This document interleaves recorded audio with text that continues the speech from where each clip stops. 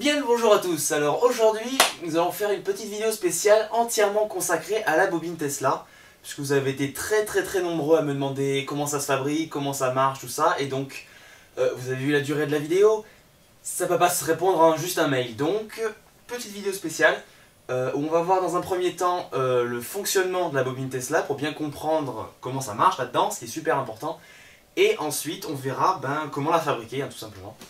Et voilà, allez on enchaîne. Bobine Tesla, grand fonctionnement. Oh la vache. Suzy, t'es poussiéreuse.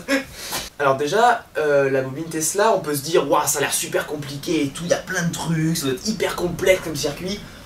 Non, ce n'est absolument pas compliqué, c'est ça le mieux en fait. Donc ici en entrée, vous avez une prise qui va alimenter deux transformateurs qui sont des transformateurs d'enseigne néon.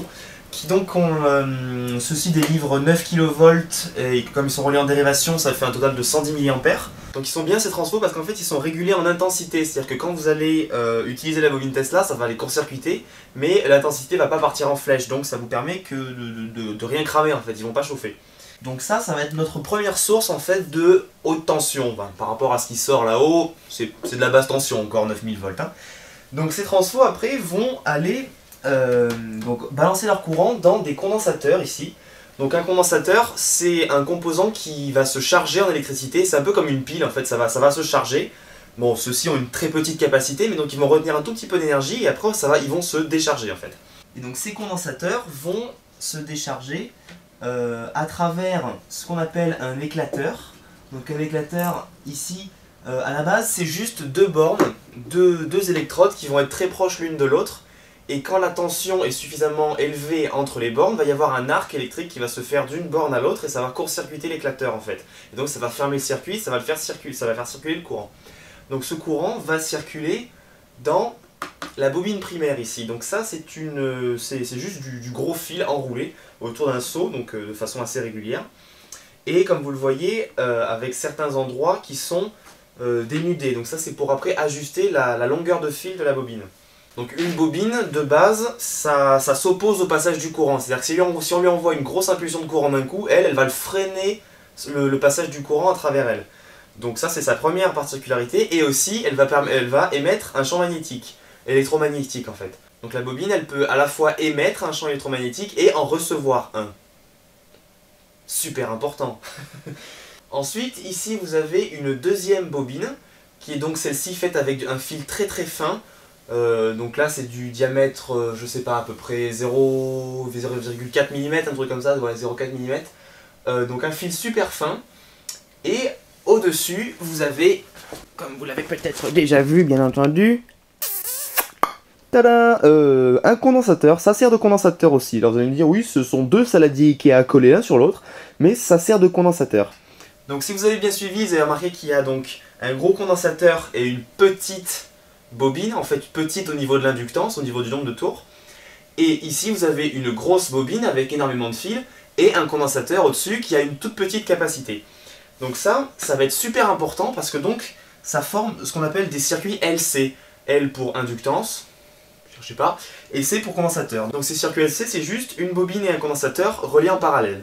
Le truc c'est que donc ces circuits LC vont avoir des propriétés hyper importantes pour la bobine Tesla. Parce que ça fonctionne pas une Tesla comme un transfo. Un transfo c'est juste par exemple 10 tours de fil en entrée. Donc il y a une bobine avec 10 tours de fil. Une bobine de l'autre côté avec 100 tours et vous avez un ratio de 10. C'est-à-dire que si vous envoyez du 220 en alternatif dans l'entrée, vous avez du 2200 volts en sortie. Et ça fonctionne absolument pas sur ce principe. C'est-à-dire qu'il va y avoir aucun lien entre le nombre de tours de bobine que vous avez ici et le nombre de tours que vous en avez là. Ça c'est hyper important aussi. Un circuit LC, comme je le disais, les condensateurs donc, vont se charger en énergie. Et les bobines vont s'opposer à ce que les condensateurs se déchargent dans elles-mêmes. Vous voyez? Donc ce qui va se passer, c'est qu'on va avoir une décharge du condensateur qui va être de cette forme-là. C'est assez ignoble en fait, hein. Ça ressemble un petit peu à une sinusoïde, mais c'est une sinusoïde amortie. C'est-à-dire qu'en fait, le condensateur va vouloir se décharger dans la bobine, donc la tension va baisser, sauf que la bobine, elle, qu'est-ce qu'elle va faire? Elle va se charger un petit peu aussi en fait, et surtout, elle va pas vouloir prendre du courant, donc elle va renvoyer dans le condensateur va se recharger, le condensateur il veut pas avoir du courant, il va le rebalancer dans la bobine, et bon, il se passe que ça. Donc c'est amorti parce que forcément au bout d'un moment il y a des pertes par effet Joule, c'est-à-dire que la bobine elle va chauffer, le condensateur il va y avoir des pertes entre ces plaques en fait.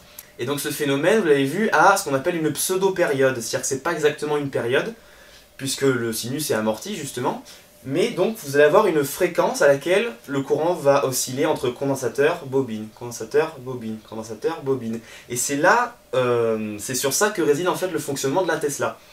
Pas sur le nombre de tours justement. Donc la formule pour calculer la fréquence de résonance, qu'on appelle la fréquence de résonance, donc cette fréquence d'oscillation d'un circuit LC, c'est 1 sur 2π racine de LC, avec L en Henry et C en farad.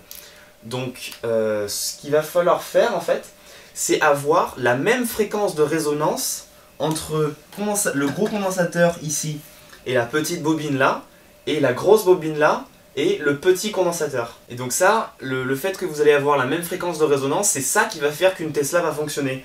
C'est-à-dire que si votre circuit est mal accordé, on dit qu'on accorde une bobine Tesla, si les circuits sont mal accordés, ben vous allez tout simplement avoir rien du tout. Alors que si vous changez à peine l'inductance de cette bobine, si vous changez donc le nombre de tours de fil, vous allez faire varier la fréquence.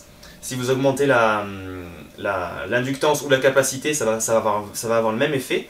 Ça va diminuer la fréquence de résonance. Et donc c'est à ce moment-là que vous allez avoir donc les circuits résonants et que vous allez avoir une augmentation de tension monstrueuse. C'est un peu comme une balançoire en fait. Une balançoire, elle va se balancer toujours à la même vitesse, toujours à la même fréquence en fait. Et si vous poussez au bon moment, si vous poussez au bon moment, vous allez à chaque fois augmenter et amplifier le mouvement. Si vous poussez n'importe comment ou si vous secouez lamentablement sur une balançoire, vous allez pas bouger. Donc en fait, le fait que vous allez avoir des circuits résonants, donc ça va augmenter la tension parce que donc quand vous allez avoir un pic de tension au niveau de la bobine, ce truc qui monte et qui redescend, vous allez avoir un pic de tension au niveau de la bobine, son champ électromagnétique va être très très fort. Et ça va induire donc un courant dans cette bobine, puisqu'elle va capter ce champ électromagnétique, qui va circuler entre bobine, condensateur, donc les saladiers. Et il va se passer la même chose. Donc une fois que ce courant monte dans le condensateur, il va chercher à redescendre, et quand il va commencer à remonter, c'est là qu'il faut qu'il y ait une deuxième impulsion de la bobine, toc, pour amplifier celle qui est déjà dans cette bobine là. Et donc à chaque fois, comme la balançoire, ça va pousser, augmenter, augmenter, augmenter, augmenter. Ça c'est des centaines de milliers de fois par seconde, hein, bien sûr. Hein. La mienne je crois que je tourne à peu près aux alentours de 150 kHz, donc voilà, hein, c'est absolument monstrueux comme fréquence. Donc voilà, je crois que c'est à peu près tout pour le fonctionnement de la bobine Tesla. Maintenant, on va aller regarder en détail comment la construire. Et comment trouver chacune des parties, comment tout faire un petit peu, et puis voilà quoi. Donc maintenant, fabrication de la bobine Tesla. Alors, le circuit, donc vous avez en premier donc, les transformateurs d'enseigne néon. Donc c'est hyper important d'utiliser des transformateurs de ce type, parce que je le disais, ils sont limités en intensité, ce qui fait que vous risquez pas de cramer quoi que ce soit, et ils vont vous fournir une tension qui est assez élevée. Parce que si vous prenez des transformateurs de micro-ondes, ils vont vous fournir 2000 volts, certes c'est pas mal, mais surtout si vous les court-circuitez, ils vont partir à plusieurs ampères, et là vous risquez de vous électrocuter, bon avec ça aussi, mais ce sera moins mortel on va dire, et de faire cramer tout le circuit puisque le transfo va chauffer. J'ai bavé. Donc ces transfos d'enseigne néon, on peut en récupérer, si vous avez des connaissances comme moi dans des gens qui travaillent pour des enseignes, on en trouve là. Donc les enseignes néon, c'est ces espèces de petits tubes qu'on voit avec des écritures, enfin c'est des tubes très fins, vous voyez, de couleurs là qu'on voit sur des magasins. Donc soit vous arrivez à en récupérer comme ça, soit vous cherchez sur internet, sur le bon coin ou quoi. Moi j'en ai trouvé un à 20 €, et l'autre on me l'a donné. Parce que n'essayez pas d'en chercher neuf, ça vaut à peu près 150 € le transfo, ça fait un peu cher. Voilà. Donc ensuite vous avez les condensateurs. Alors les condensateurs, soit vous arrivez à récupérer des condensateurs, des vrais condensateurs qui sont faits pour de la haute tension, qui sont faits pour résister par exemple à 2000 volts.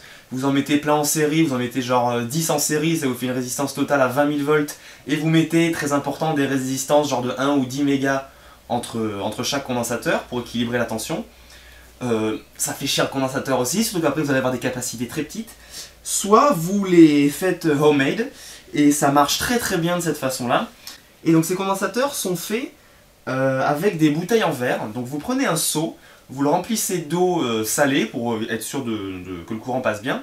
vous mettez vos bouteilles en verre dedans, vous les remplissez elles aussi d'eau salée, et vous laissez à peu près ça entre le goulot et la surface de l'eau, de façon à ce que donc il y ait autant de niveau d'eau dans les bouteilles que dans le seau, pour que ce soit voilà, à peu près au même niveau. Donc là déjà vous avez les deux bornes du condensateur. Alors bien sûr il faut relier toutes les bouteilles entre elles, donc vous allez mettre par exemple des fils entre chaque bouteille. Je vais faire un petit plan après hein, sur l'intérieur des condensateurs.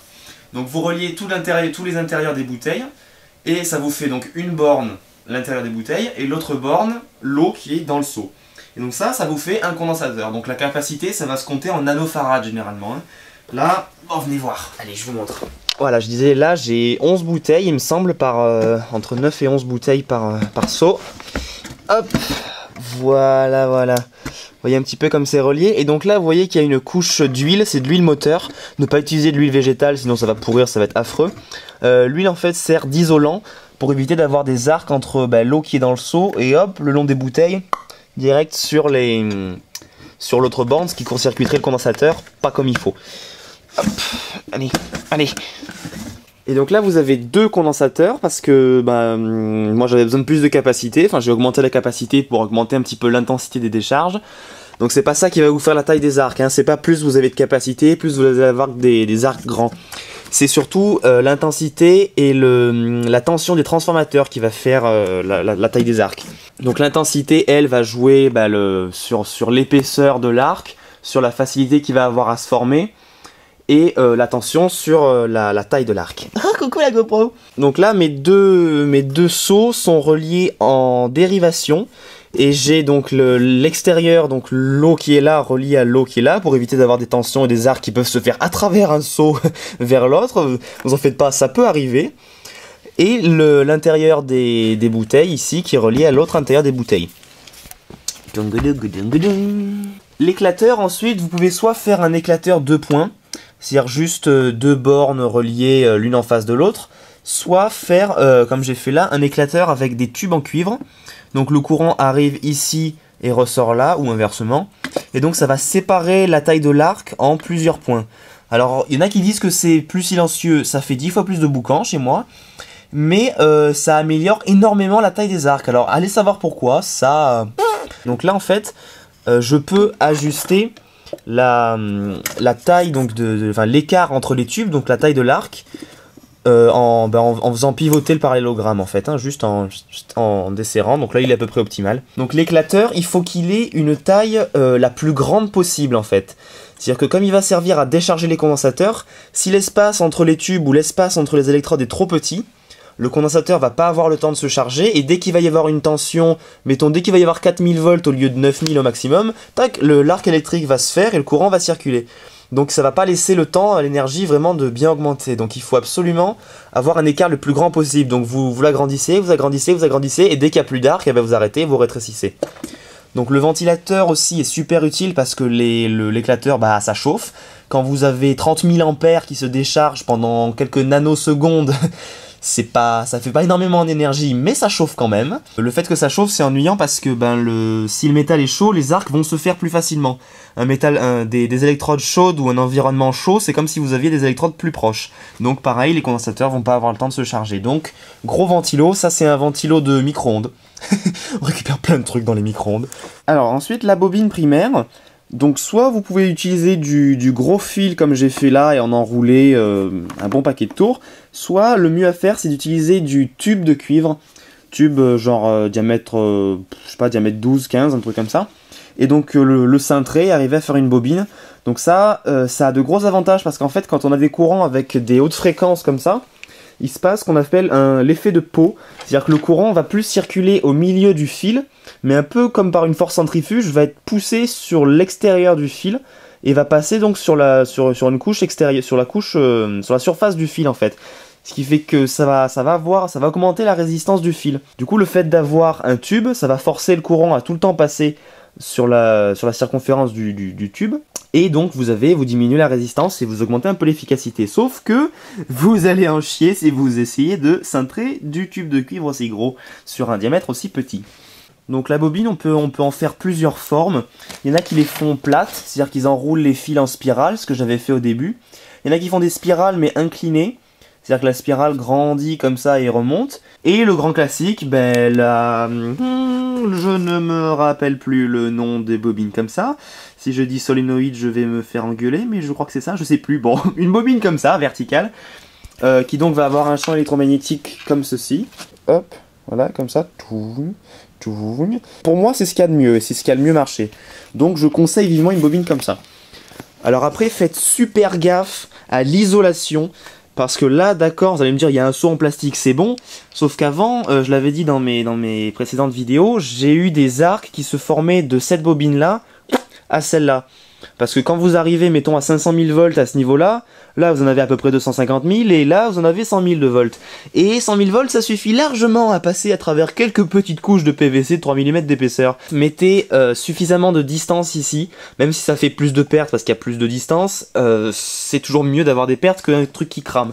Donc là, ça marche bien. N'utilisez pas de plastique ou de PVC noir, parce que, bon, là, je sais, il y a un peu de noir, mais ça va. Parce que donc la peinture contient des composés carbone, le fait que ce soit noir, et ça va faciliter un peu le passage du courant, ce qui fait que votre plastique il va plus être isolant, il va être juste conducteur avec une résistance. Alors la secondaire, moi ici c'est un tube de diamètre 80, j'ai à peu près je crois 1300 tours, un truc dans le genre, et donc c'est du fil, je disais, de 22 ou 24 AWG, American Wire Gauge. Donc ça fait du 0,4 mm, un truc dans le genre, enfin regardez, hein, donc voilà, c'est à peu près le diamètre qu'il faut. Alors plus le fil est gros, plus il y a de courant qui passe, mais moins il y a de résistance, donc plus d'intensité, moins de tension. Vous obtenez ce que vous voulez, soit de la tension et donc de la taille de l'arc, soit de l'intensité et donc d'un arc plus violent, plus visible. Voilà. Donc moi je conseille ce diamètre, hein, 0,4 mm, c'est un diamètre pas mal. Ensuite, le condensateur secondaire qui est là, bah vous pouvez prendre à peu près n'importe quoi en fait. Moi j'ai pris 2 saladiers de chez Ikea l'un sur l'autre et ça fait une superbe forme. Donc plus la forme se rapproche d'une sphère ou d'un toroïde, donc une espèce de bouée, plus ça va être efficace. Même le toroïde est même super efficace. Alors après, un truc super important aussi, il faut que ce soit lisse. Parce que si c'est pas lisse, bah, chaque petite pointe va faire, par effet de pointe, bah, un point de sortie en fait. Hein. C'est-à-dire que votre courant va se mettre à sortir de là. C'est pour ça que là j'ai une pointe faite en aluminium. C'est-à-dire que ça va forcer le courant à sortir par là, parce que c'est beaucoup plus simple de former un arc à partir d'une pointe qu'à partir d'un truc lisse. Alors bien sûr, si vous avez rien et que vous poncez un petit peu, ça va faire une surface rugueuse et les arcs vont partir dans tous les sens. Mais faites attention à ça aussi, parce que le fait que les arcs, des fois, vous avez la bobine qui tourne, ça fait des arcs en bas, grrr, les condensateurs ils se déchargent, mais il se passe rien, c'est bizarre, il n'y a pas d'arc en haut. Alors faites gaffe, parce que du coup cette énergie elle n'est pas dépensée. Et c'est là que vous pouvez avoir des arcs aussi qui passent de là à là. Donc le mieux c'est d'avoir un point de sortie, et comme ça vous dirigez un peu vers où partent les arcs, voilà. Donc le circuit, ici vous avez le circuit de base que je vous ai montré tout à l'heure. Donc vous avez ici le transfo en entrée, l'éclateur là, le gros condensateur qu'on va appeler C1 ici, la petite bobine, enfin de gros fils L1 ici, L2 pour la bobine secondaire, la grande, et C2 pour le condensateur, le gros qui est là, enfin le petit qui est là. Donc ça, en français, ça donne, vous avez votre gentil 220 qui arrive ici, dans les transfos, et qui vont vous sortir 2 fils de haute tension, que vous allez relier directement à votre éclateur. Donc l'éclateur, ça peut être, je sais pas, ça peut être 2 écrous, vous mettez deux écrous bornes que vous mettez l'un en face de l'autre. Après, vous avez 2 configurations ici, c'est-à-dire que soit vous mettez, vous reliez la sortie du transfo directement en parallèle avec l'éclateur, soit vous la reliez directement en parallèle avec le condensateur, et dans ce cas-là, vous inversez les deux. Très franchement, ça... c'est pareil, hein. Donc moi j'ai testé en inversant, ça marchait même un petit peu moins bien. Je conseille plutôt cette façon-là, même si l'autre est plus intuitive et plus logique. Faites comme ça, enfin, faites ce que vous voulez, mais moi je vous dis que j'ai fait comme ça en tout cas. Ensuite, une borne dans le seau. J'ai pas fait les beaux-arts, hein, je vous emmerde. Donc là, ça va être relié par exemple au fil qui va dans toutes les bouteilles. Ici, vous allez avoir par exemple la grosse bobine, que je vais faire en noir. Donc vous avez un fil qui rentre dans les bouteilles. Le deuxième qui est donc relié à l'eau qui est dans le seau, vous allez la relier, bah, je sais pas, par exemple, hop, ici. Et ensuite, à l'éclateur. Et donc là, vous avez votre bobine Tesla. Alors après, il reste bien sûr, bien entendu, la bobine secondaire. Vous avez un fil qui va en sortir là. Ce fil-là, impératif, il faut le relier à la terre. Donc là, vous avez aussi plus moins du 220 et la terre qui arrive. Donc là, enfin, c'est une masse, mais c'est votre terre, quoi. Donc soit vous le reliez directement dans le sol, soit vous le reliez, hop, ici, à la même masse, ce qui part dans la terre après. Ikea. Voilà. C'est tout. C'est vraiment pas plus compliqué que ça. Donc une fois que vous avez votre circuit magnifiquement terminé, il va falloir donc passer, pour finir, à l'accordage de la bobine, qui va donc faire que ça va marcher. Alors pour accorder, je le disais, il va falloir faire varier l'inductance de cette bobine, puisqu'en fait c'est le seul truc que vous pouvez faire varier dans les circuits pour faire varier donc la fréquence. Donc ce que vous allez faire, c'est que vous allez donc prévoir une bobine très grande, comme je le disais, et relier votre fil qui vient du condensateur. Vous allez relier par exemple tout en bas. Et donc vous allez démarrer votre Tesla, et à moins que vous ayez une chance monstrueuse, mais ce qui est impossible vu que l'inductance va être toute petite, il va rien se passer. C'est-à-dire que vous allez avoir des décharges au niveau de l'éclateur, ça va bien faire comme ça on peut plus, mais va pas y avoir d'arc. Donc là à ce moment-là il faut pas s'affoler, c'est juste que votre inductance est trop petite, et que donc la fréquence est beaucoup trop grande pour être en phase avec la fréquence du circuit LC de celui-là en fait. Donc ce que vous allez faire, c'est que vous allez augmenter l'inductance petit à petit, tour par tour, et vous allez augmenter, monter, donc vous allez diminuer la fréquence en faisant ça. Et au bout d'un moment, vous allez voir des arcs qui vont commencer à sortir, donc mettez un point de sortie pour bien les voir, les arcs. Et donc une fois que vous avez ces arcs qui sortent, vous allez continuer à augmenter, et il va y avoir un moment où ça va diminuer, c'est-à-dire que les arcs vont se mettre à diminuer de taille très très vite. Et donc à ce moment-là, vous savez que vous avez dépassé l'inductance qu'il faut. Donc vous allez redescendre à la bonne inductance et trouver le point où les circuits sont accordés, c'est-à-dire que vous avez la même fréquence d'oscillation de courant entre ça et ça, et ça et ça. Et là, votre bobine Tesla, elle est prête et opérationnelle. Alors ce qui peut se passer aussi, c'est que vous continuez à augmenter, ça augmente, vous avez des arcs de plus en plus grands, et... Ah, merde, j'arrive au bout de la bobine. Donc là, à ce moment-là, il faut faire une bobine plus grande. Ça veut dire que votre inductance idéale, elle est probablement plus haute. Alors c'est sûr, quand vous vous en rapprochez par en dessous, au bout d'un moment, oui, vous allez avoir des arcs, mais vous avez énormément de pertes, quoi. Ça veut dire qu'il y a encore du potentiel derrière qui est perdu. Et donc voilà, ça y est, votre Tesla est terminée. Est prête à faire des étincelles. Donc maintenant, petite démo, la GoPro je vais la virer parce que j'ai fait des tests, elle n'aime pas franchement le champ électromagnétique que ça génère. Donc petit plan sur l'éclateur et petite démonstration de l'effet que ça a d'accorder une bobine Tesla correctement. Donc on y va, gros plan sur l'éclateur. Vous allez comprendre l'utilité du casque anti-bruit dans un instant, puisque je vais mettre le sonomètre, on va voir un petit peu à combien ça gueule. Donc là, la bobine Tesla est accordée, et puis on y va, on branche quoi. Hop. Donc 3, 2, 1.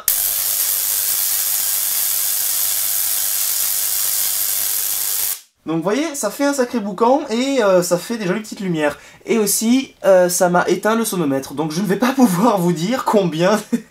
Non, je l'ai déjà fait en éloignant un peu plus, ça débite entre 95 et 100 décibels, donc sortez couvert des oreilles.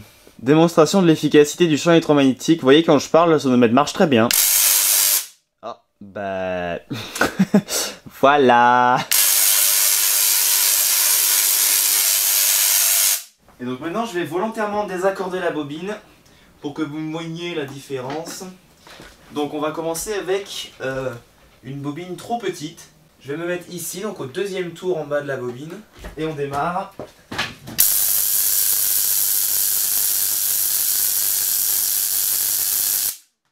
Allez, décharge en bas, ça y va. Mais là, il n'y a rien. Parce que le courant ici oscille beaucoup trop vite. Et il n'a pas le temps d'entrer en phase avec le courant qui normalement oscillerait ici. Donc vous n'avez rien du tout. Deuxième essai, je vais augmenter un petit peu l'inductance. Hop là, en me mettant... là, au quatrième tour. Ok, test avec 4 tours de bobine. On a un petit quelque chose. Mais alors petit, dans le sens petit. Là, j'ai un tournevis que je vais relier à la terre directement.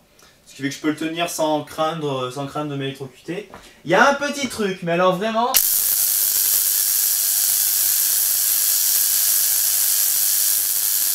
Maintenant, je vais me mettre donc sur le tour qui correspond à la bonne fréquence. À peu près à la bonne fréquence. Donc, qui est le 1, 2, 3, 4, 5, 6, 7, 8e tour. Et go!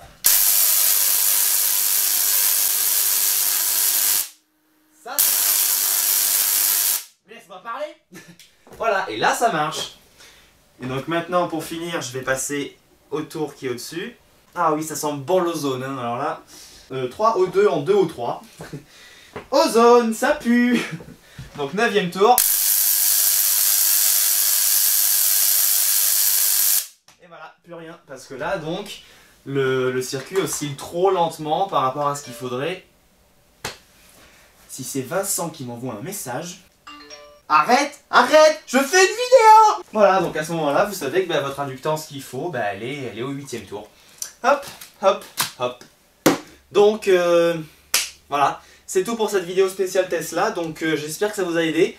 Si vous êtes en train de construire des Tesla et que vous avez besoin de petits conseils ou quoi, mettez-moi des messages dans les commentaires et j'y réponds, comme ça tout le monde peut les voir. Et puis, puis c'est tout quoi, j'ai à peu près tout dit. Oui, c'est bon. Voilà. Bon, allez, à vos transfos. Au revoir. Je sais pas où je vais, il n'y a pas de sortie ici de toute façon. Salut. Permettre de délivrer ceci une tension de 9 kV.